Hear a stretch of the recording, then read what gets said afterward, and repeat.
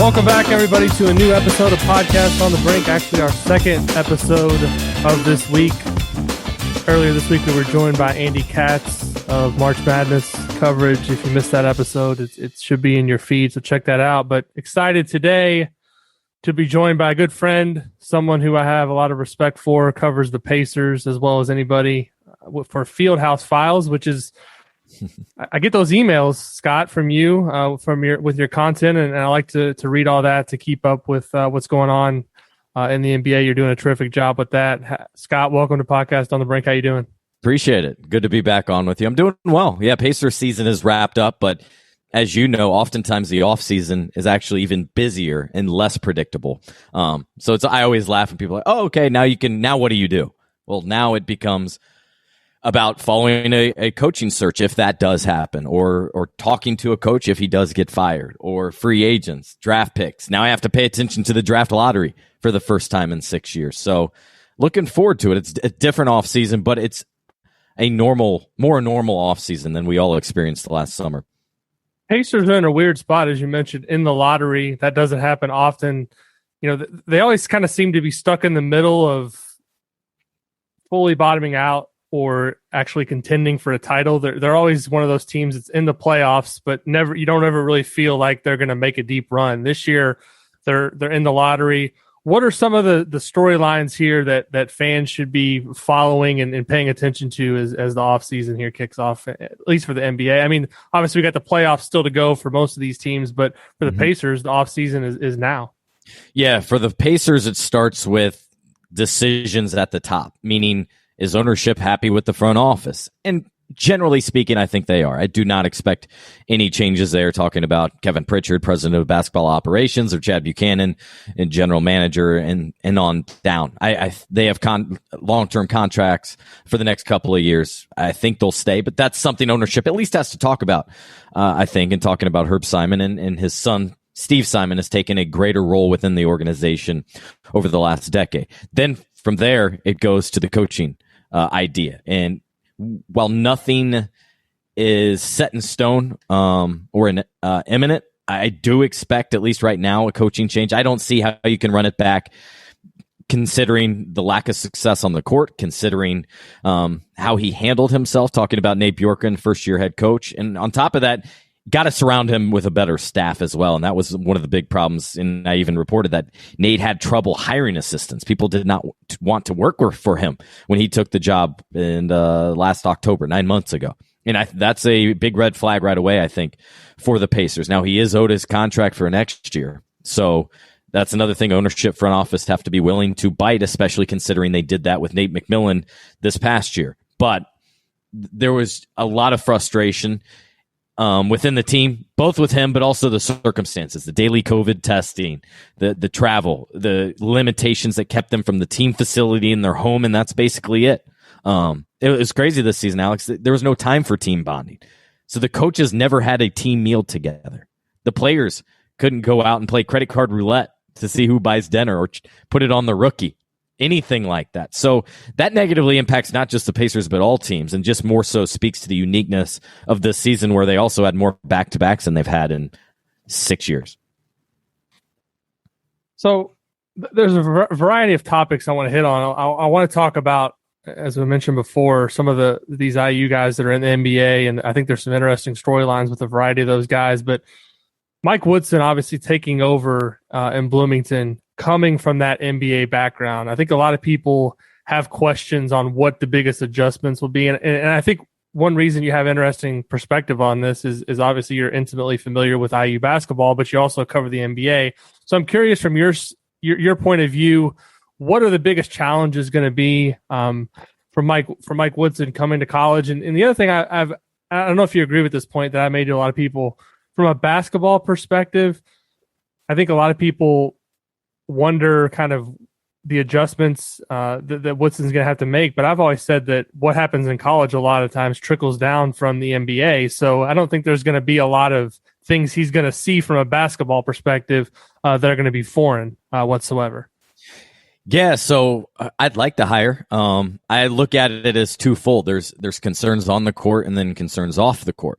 On the court, for example, as he spoke Earlier this week, I mentioned, hey, we got to get guys that play 48 minutes. Well, no, it's not 48-minute game. I don't know if anybody else caught that, but no, the time just you play, and the timeouts, very regimented in both sports. And in the NBA, for example, coaches have timeouts and it's use it or lose it. So that's oftentimes, say, under 2 minutes, you'll see a coach use its timeout even though maybe they have a flow or there's just a TV timeout a minute ago. Little nuances like that he'll have to adapt to, I think, on the court. And then off the court, I think the biggest concern is just where you have to spend your time. Because that was the biggest detriment, I think, in seeing Brad Stevens come back, for example, to the college game is in college, you wear so many hats. In college, you are the coach, you're the general manager, you're the salary cap manager, so to speak. And this is where I give IU a lot of credit, and Scott Dolson, and how they surrounded him. Someone asked about the scheduling. Well, that's another thing he would never have to worry about. He knows his NBA schedule other than when they play them. Well, in the college game, you have to figure that out. And I don't even know all the nuances anymore of where you rank. I forget what they even call it, Alex, like top 48 win, or I just see you guys tweet about it. And that is very complex. And if I'm bringing him into my program, I don't even want him to have to worry about that a lot. So I like that Thad Matta and even his other assistants probably can handle that part, the recruiting. In August, instead of being with his family at home or wherever he wants to be, he's probably going to have to be on the phone or on a recruiting trail, those different things. So his time allotment is much different. Having to call recruits at 10 o'clock at night, much different. But on the other side of that, and this is where I think coaches would really like it, is you get back your practice time. They don't practice in the NBA. Not much at all. So, I mean, I think in the last month and a half for the Pacers, I bet they didn't practice 5 times. And I'm talking true practices. Run up and down the court, an hour, 2 hours, getting shots up, running a dummy offense, that doesn't count. And that's basically what you're doing in the NBA. So I would think a basketball guru like a Coach Woodson would love that opportunity to get his hands on guys and develop and work with them. Because in the NBA, that's why you're seeing a trend here of Alex, of so many player development coaches being hired, because they're the ones that go hands on, that come back to the gym at 9 o'clock with the rookie, those sorts of things. So there's just so many different nuances and tweaks that he just will have to adapt to and have that guy. And this is why I think his assistant coach and a guy like Dane Five is so helpful. He's been there. He's that associate head coach essentially that can tell him, it's to the start even, hey, don't use a timeout here. Oh yeah, that's right. The 16-minute mark is coming up. Those things you might forget just because he's been in the NBA since the 70s, early 80s at least. Yeah. I was, I guess, a little bit surprised at how quickly and it almost seemed pretty easily he was able to convince Trayce Jackson-Davis to come back to school without even testing the NBA process. Kind of a two-part question here. Do you think that foreshadows good things to come in terms of recruiting, that he was able to talk a player of Trayce Jackson-Davis's caliber into coming back and pitch him on player development and talking about his NBA background? Do you think that can be something that he's going to be able to reliably do in the future with other recruits? And just the second part of that, from Trayce's perspective, were you surprised at all that the market for him as an NBA player was, it seemed to be minimal at best at this point in time? Yeah, so first of all, I think most people were undervaluing what it means for him to be in the NBA and to be around so many great players and to use that. Because where does everyone want to go or think they go? To the NBA. What does it mean when he can have someone talk to Derrick Rose on FaceTime anytime? Carmelo Anthony, you name the guy. And that's I think is not a secret, but the little known advantage to Coach K, for example, with what he did with Team USA. Name a star, a top 25 guy in the league. Coach K surely has his number and could give him a call on a whim, right? And I think Mike Woodson now is able to lean on that a little bit more. He can say, hey, when we were in the playoffs in 2013, or when we were doing this is what we went to. Or, oh, Trayce, you want an evaluation? Okay, I'll call up 5 scouts right now, put them on speed dial or put them on speakerphone and let you hear. So it's unfiltered. He can do that. Now, most people, I would think at these high caliber jobs, like at Indiana, have those type of contacts. But Mike, you absolutely know it. And you know they extend across the league and at all levels of the organization, because I think that's important. What does the decision maker think? The president of basketball ops or general manager? What does a scout think? What does a regional scout think? Director of player personnel, because their opinions are going to vary. Their risk tolerance, depending on their position, is going to vary. My understanding was with Trace, he was absolutely going to test himself last year, and then the pandemic set in. His intentions were, and really any player who's anything decent or better, has pro aspirations, should do this. And that's enter their name in the draft, get called around, go do 2 or 3 workouts at minimum, however many you can. If you can go to the draft, absolutely, or pre-draft combine, I should say, in Chicago, do that. Because that's a huge advantage. But then because all that stuff did not happen in the pandemic, he did not. So I was still surprised even now that he didn't go down that route purely for the intel. But what did I just speak to? He can get all the intel he wants from Mike Woodson as well, which is a huge advantage for him. So yes, I think that will be a big benefit to this program, not just right now with Trace, but moving forward here, because he can lean on that and all the relationships that he's built. Do you think, though, that he is a legitimate NBA prospect with certain things he can do to his game? I mean, what does he need to do in your mind to be a guy that is going to have a chance to, we talk about getting drafted or being brought into a team as one thing. There's a difference between actually getting an opportunity and being able to stick in the NBA. And I think getting to that second contract or getting to a place where you have a reliable job for a sustained period of time is how you actually set yourself up for life, not just being there for a year or two. What does he need to do to get to the level where he's going to have a chance to stick for more than a year or two? Yeah, think about a Noah Vonleh, for example. Very talented, came in, but also very raw, needed that development. He's out of the league right now. And not to say they're equal footing, but I can see kind of similar paths or similar need for development there. And Noah obviously went to the league immediately. And here with Trace now, you have a situation where he's coming back yet again. And if he can manage his development right, that I think then will pay off, because the key is not just getting to the league, as you said, it's sticking there and being there for 5 years, 7 years. Anything past that is an overwhelming success for any player. That's what people don't understand. Although I also don't discredit those, like a Jordan Hulls, who's able to go overseas and have a terrific career, stockpile money, and there you go. Able to turn basketball into his career and make all that money, right? But in particular with Trace, number one thing I want to see is more confidence, more taking charge, more assertiveness. Obviously, needs to be more balanced with using his offhand. I think extending his range a little bit, maybe taking more of those threes, taking more elbow line jumpers. Even though the league is getting more away from that, I think having that ability would be effective. And then continuing to add strength, I think, is always important for a guy like him. So I think everybody, probably in college basketball, but also with IU, was a little bit lost last year, trying to figure things out, not really having an opportunity to get what you wanted accomplished individually and team-wise, and somewhat going through the motions. I don't know if there was a ton of development, and that's not just a detriment to IU, but elsewhere. And so I think now that you kind of have a normal schedule again, they can have a true off season, they can be together, and also probably have that team bonding. I'm sure they had some of that, on the team flights and maybe in the team hotel, but that's another thing team-wise you got to value for a guy like Trace too, because they have that on-court chemistry with some of these players that I think was very apparent that it was missing last year. So last time we had you on the show was last summer, and the Pacers were getting ready to go to the bubble. And I believe the topic of the show at that point was Oladipo had opted out. Victor Oladipo had opted out of going to Orlando, which then a couple weeks or months later, I don't know how long it was, he kind of reversed course. I think he realized maybe he wasn't. Later, Alex. Okay. Time is, No, but that's how laughable his decision making was. Nobody was asking his question, and he comes out and says he's not playing.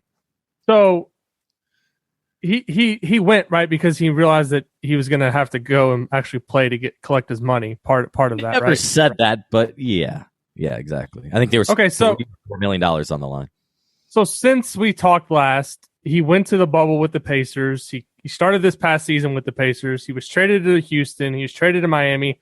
Now he's hurt again.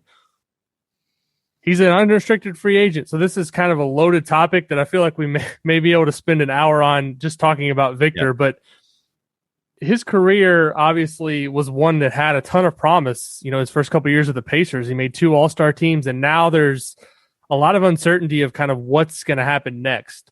So just big picture, what have been your takeaways the last year of Vic's career and kind of where he, started the last year and where he's at now?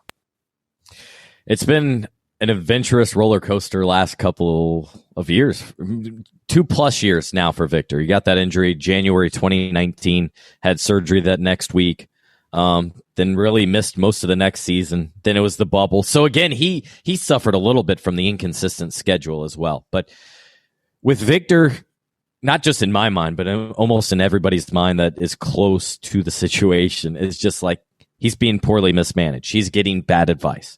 And that extends in a multitude of ways. Right now where he currently sits, not ideal considering he does not have a contract for next year, meaning he'll probably have to miss most or all of the year and not get paid for it. That is the worst case scenario. At minimum, you want something. And I'm also not sure how insurance works. But because he suffered the injury on NBA time, of course, they'll be handling that and paying for that type of thing. But this is where he's in a precarious spot, and that's why last fall I was saying before the Pacers entered the season, if I'm Vic, I'm either signing an extension or I'm taking out insurance on my future contract against injury, right? You see college guys do that a lot. I'm doing that for this exact situation. You hope it never comes to this, but am I willing to throw away $5 million to potentially make up that $100 million that he was hopeful to make this offseason? I think that's a worthwhile investment. And he considers himself a mogul and in business, all that. I think that's the business decision he had to make, is either sign an extension or get some kind of insurance on yourself. But now he's in a spot where it's very difficult. And you kind of could understand his situation and what he thought going into the year, meaning he was betting on himself for better or worse in this situation. Because of the injury, I don't think that was the smart thing. If not for the injury, I get it. Pacers were capped in what they could offer him with an extension, something like $25 million for the next 4 years. That's all they were allowed by the CBA to offer him until this summer.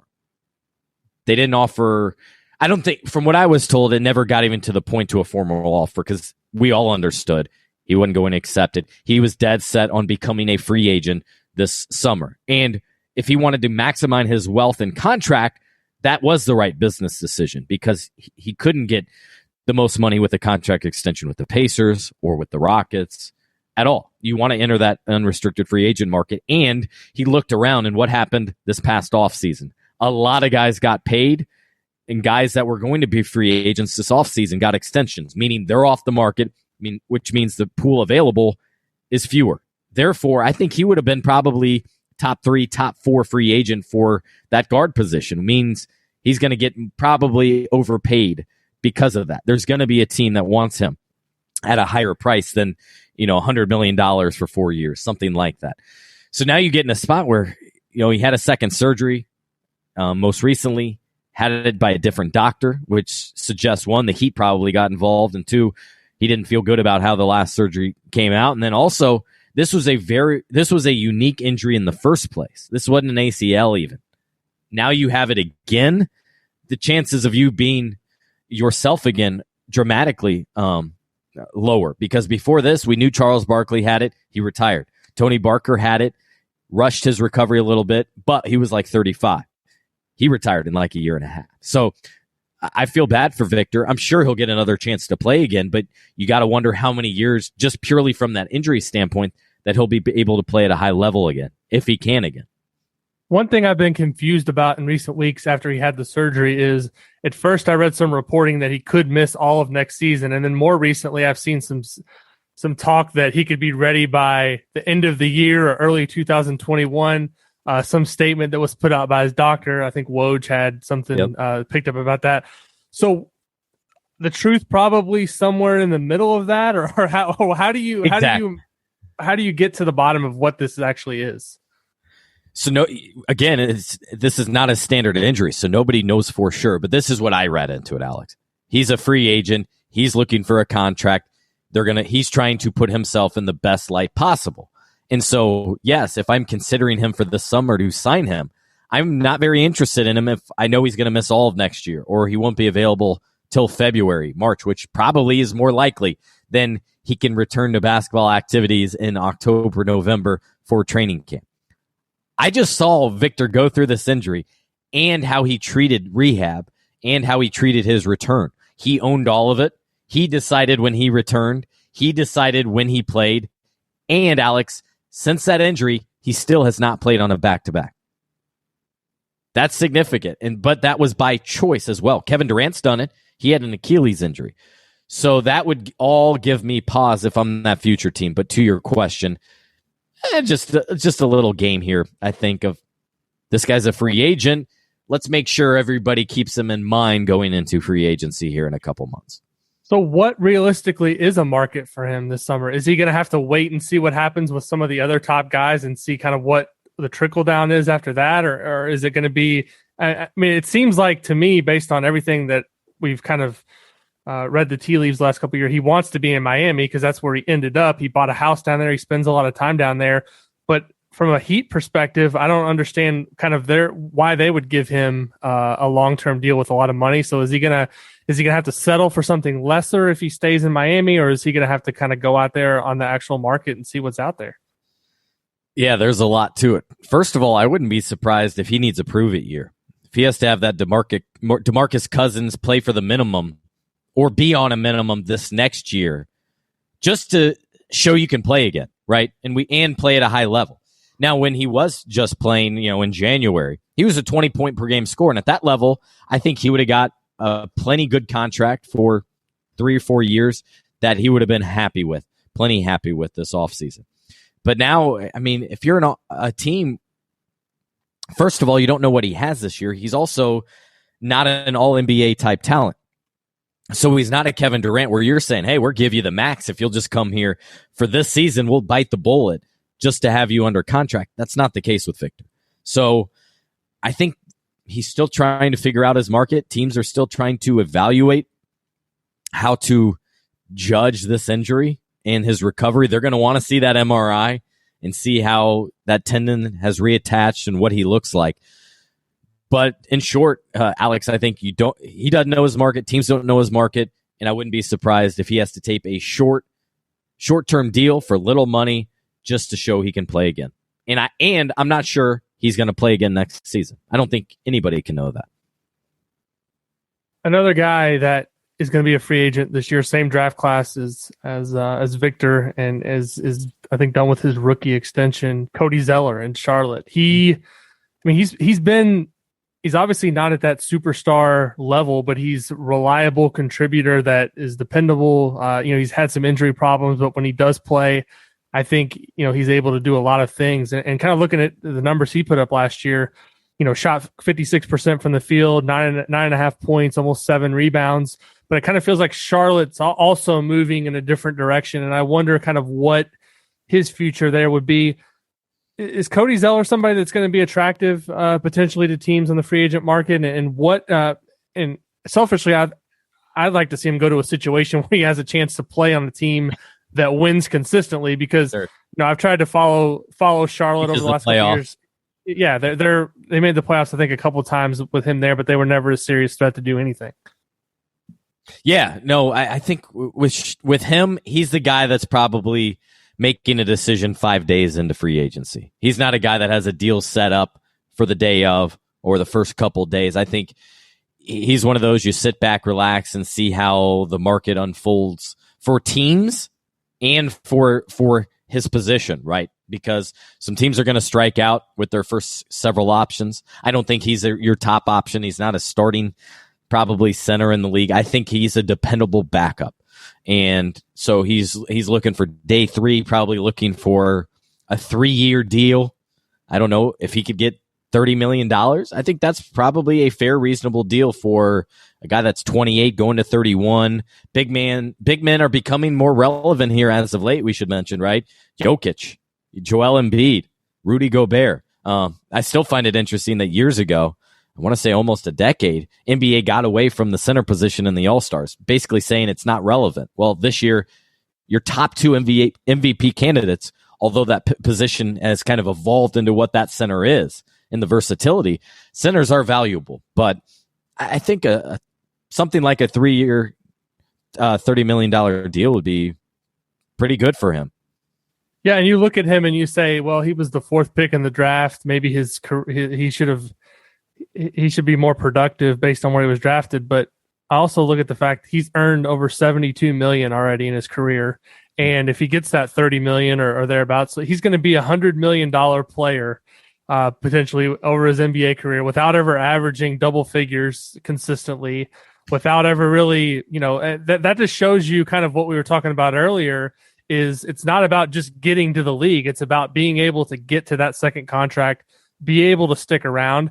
And you can make a lot of money being just kind of I don't want to call him a journeyman because he's more than that. But, he's played a role for Charlotte. He's had a role, but he's not at that superstar level, and he's still going to most likely earn over $100 million in his career. That, to me, that's just hard to believe, but it's the reality of the NBA today. If there's a niche for your services, you can make a lot of money.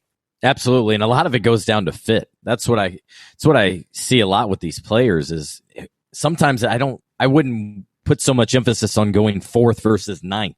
Well, maybe the 9th means you play more often and right away, or they have a better development system.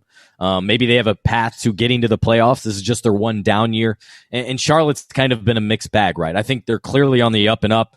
Their TV ratings were up more than 100% from last year. Like, they are a fun team to watch when you talk about LaMelo, Gordon Hayward, and many other. Miles Bridges has been really good. They've got a Devontae Graham. Like, it's an intriguing team that's probably going to make the playoffs, health pending, next year. I don't know what his standing is within the organization, whether, he'll be one of their key priorities. I got to believe that they have a couple other guys that they're going to focus on and then kind of get to him. Looking at more the guard spot, the wing spot usually get prioritized more so. But wouldn't be surprised. He's a guy you don't have to worry about. He's going to show up. He's dependable. And so those are all things organizations absolutely value. One guy I've obviously followed for selfish reasons, being a fellow New Albany grad, Romeo Langford, has not been able to stay healthy. And, I listened to various podcasts where there's some Celtics talk, and they always like to make him the kind of the butt of the joke. But I like to remind people that he's only in his second year. He's still going to get an opportunity. It seems to me, just though, with the situation in Boston, what it is, and how crowded they are at that particular position, the fact that they drafted Aaron Nesmith this year, it almost seemed like they were kind of already writing Romeo off. What do you think his long-term future could be in Boston? And do you think, he's still obviously very young. I think a lot of people have kind of looked at him as a bust so far, but I also think that there's a chance that, he's going to maybe get somewhere else to a second team and maybe able to show a little bit more than he's been able to so far in Boston. Yeah, again, it goes back to fit and opportunity, and there hasn't been any, partially because of health. And I think there was several injuries. Wasn't there a wrist and maybe a lower leg, an ankle or something? Then on top of that, I want to say he dealt with COVID even. And he was ready to come back this year, and he had to go right into the protocol. So so those are the challenges that don't even speak to him as a player. It's just he needs to be healthy enough to get out on the court. And when he has, he's shown some glimpses. But honestly, I don't think we can make any grand conclusions about anything. And far too early, certainly, to say bust or not. I would give that 5-10 years and all that. Most likely what I see going down here, Alex, is that he gets moved as part of a package, because the Celtics got to do something. Danny Ainge is poorly mismanaged, in my opinion. That team, and more specifically the draft, the last 4 or 5 years. Wasn't it a while ago where we were talking them up like we now are OKC, talking about, they have 5 first-round picks next year or whatever. It wasn't quite to that level, but he had filled the cupboard with all kinds of draft picks, but just hasn't turned them in to very much. And then on top of that, what's been concerning to me is how many players have left on their own. Kyrie, Gordon, Al Horford.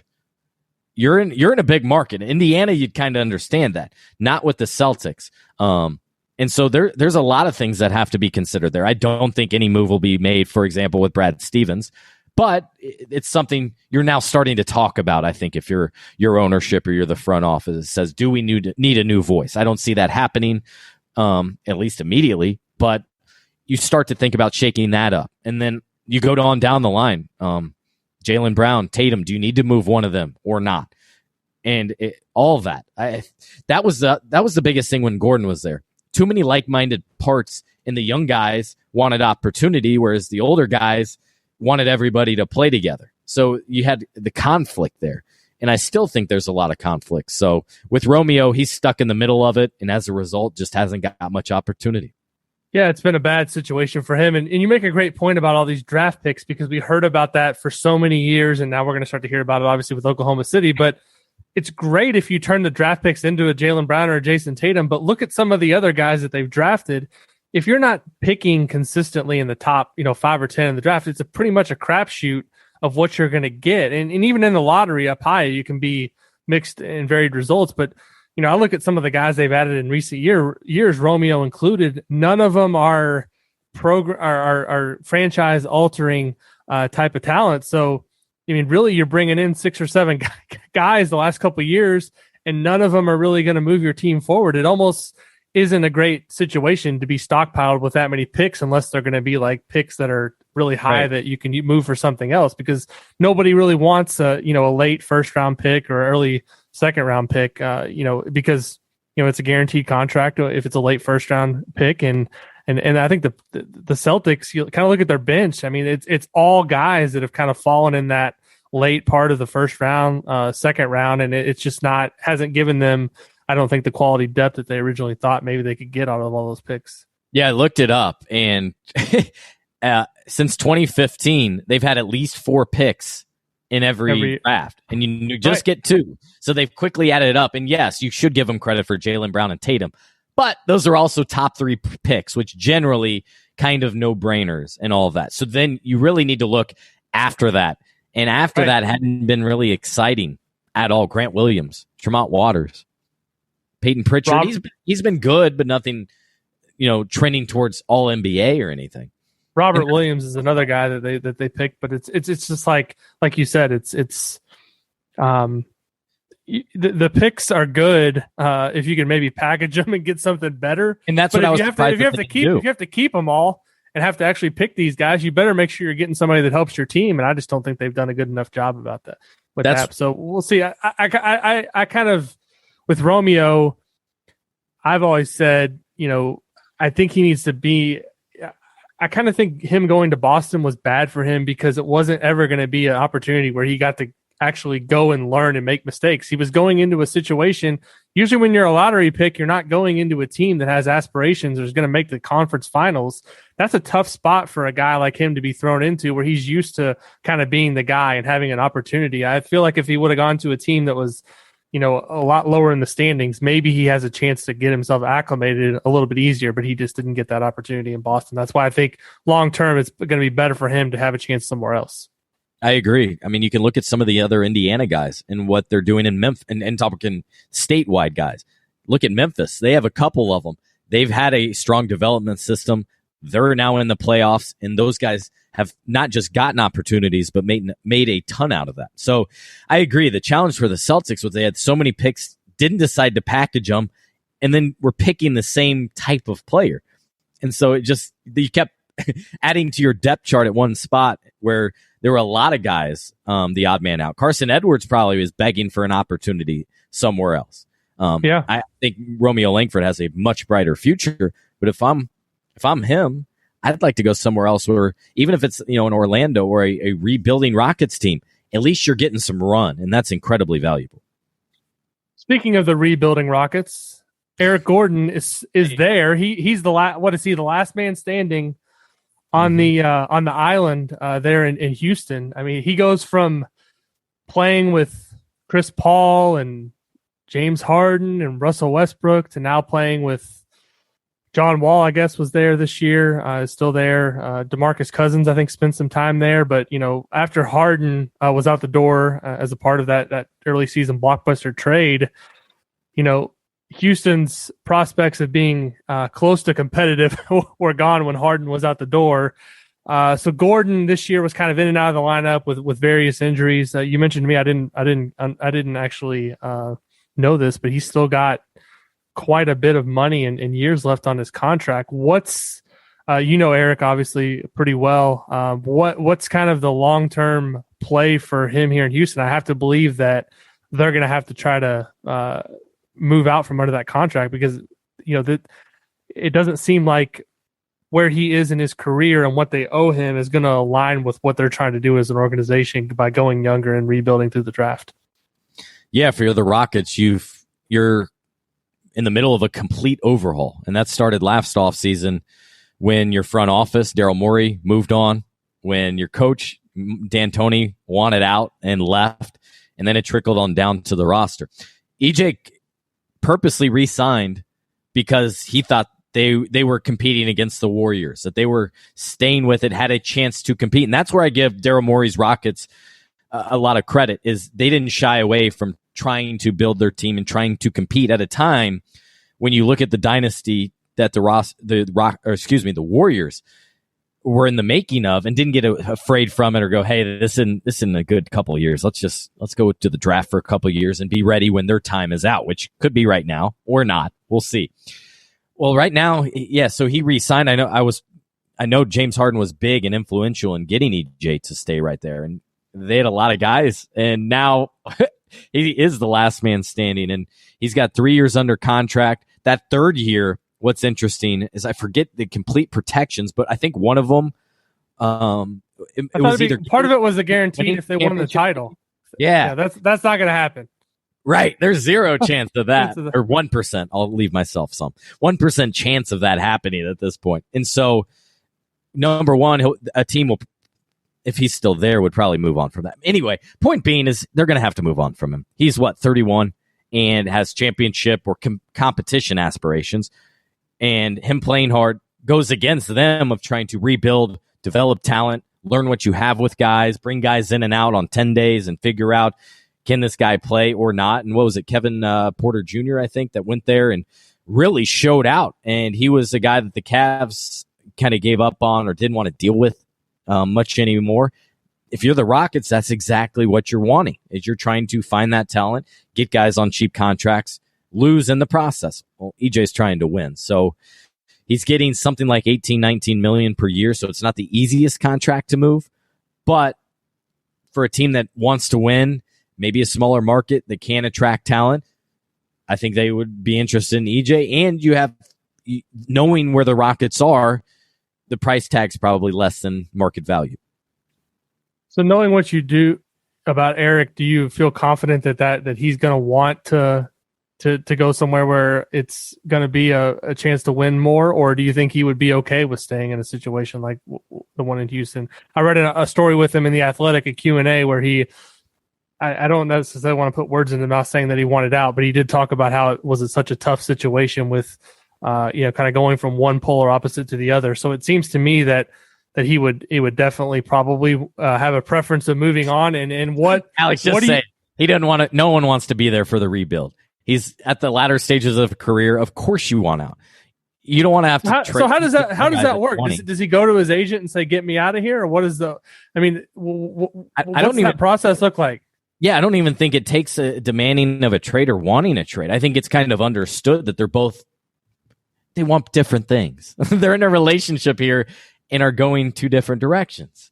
EJ wants to settle down and have kids, whereas the Rockets are still dating around. They're on all the dating apps right now, trying to see if they can have some fun and win a little bit. They're going to lose and take some losses too. I didn't know I was going to go this route in the podcast, but I think it's perfect. And where they're at right now. So, it wouldn't need to be anything formal. I think it's probably just understood at this point. And EJ probably knows that the Rockets would want to move off of him as well, because that's a lot to pay for a guy that's playing less than half the season, both due to injuries and because of their plan of trying to look towards the future. last thing, and we'll get you out of here. Pacers offseason. Obviously, the coach situation has to be settled, I think, first in the front office before anything else. But from a player perspective, are there any guys that you're looking at and wondering kind of about their future with the team, and what's their flexibility in terms of this summer being able to go out and add pieces to the roster? As currently constructed, salary cap is in good standing, but there's not a lot of wiggle room. So for example, they have two key free agents, Doug McDermott, TJ McConnell. Both had career years. Both are going to command and get their largest contract of their career. Not something substantial, but for them, it absolutely will be. For example, McDermott was making $7 million over the last 3 years. Well, he's probably going to have a chance to almost double that per year, I think. Shooters are huge. I mean, Joe Harris, what did he get? Like $23 million with the Brooklyn Nets. And Doug has not just gotten better shooting the ball, but where he's really adapted his game, I give him credit for, is he's scoring more points inside through his backdoor cuts, through his attacks to the basket than he is beyond the arc. And so he's basically doing the backdoor cut or 3-point model and has been wildly successful. So he was great there. And then TJ McConnell, while he'll have less suitors, last time in free agency, he was nervous that he would even have one, and the Pacers came calling. I still don't get why the 76ers could have had him for cheap to retain him. They did not. So the Pacers have to figure out that situation. They do have a lottery pick. They will have 2 more second-round picks at least. Of course, they're probably disappointed. One of those belongs to Utah Jazz, who had the best record in the league. Therefore, the Pacers have the worst pick in the league with the 60th overall pick. In terms of also the current group, if you want to run it back, you can easily. All the guys are under contract at least through this year. You could start having conversations with TJ Warren about an extension, for example. I don't think they can or should run it back completely. I think some changes have to be made. Maybe you choose between Miles Turner and Domas Sabonis, 2 very different players, too. Do you bring in a true point guard? Do you go out and try to get more of a 3-and-D or a power forward that can really help you? That said, TJ Warren was basically out all last year. He is at 3 or 4 if you want. But they're always looking for shooting. But I'm expecting more changes from this team. I think you have to, after going through their worst season in 6 years. Sounds like it's going to be a busy offseason for you over at Fieldhouse Files, Scott. Sure. It's been fun to follow your work. I enjoy getting the emails with your stories. It's been great to follow. I think, I've said this before. I'll say it again. Just, if you're looking for Pacers coverage, there's in my mind, nobody does it better than Scott. He's well sourced within the organization and within the league. Does a great job of following on all things Pacers, and also, I think he showed his versatility here today when I brought him on the podcast and quizzed him about 5 or 6 different guys from various teams, and he was right there with an answer. So Scott, keep up the good work. I encourage everybody to check his work out at Fieldhouse Files. And Scott, thanks for taking the time with us today. And everybody, will be back again next time with another episode of Podcast on the Brink.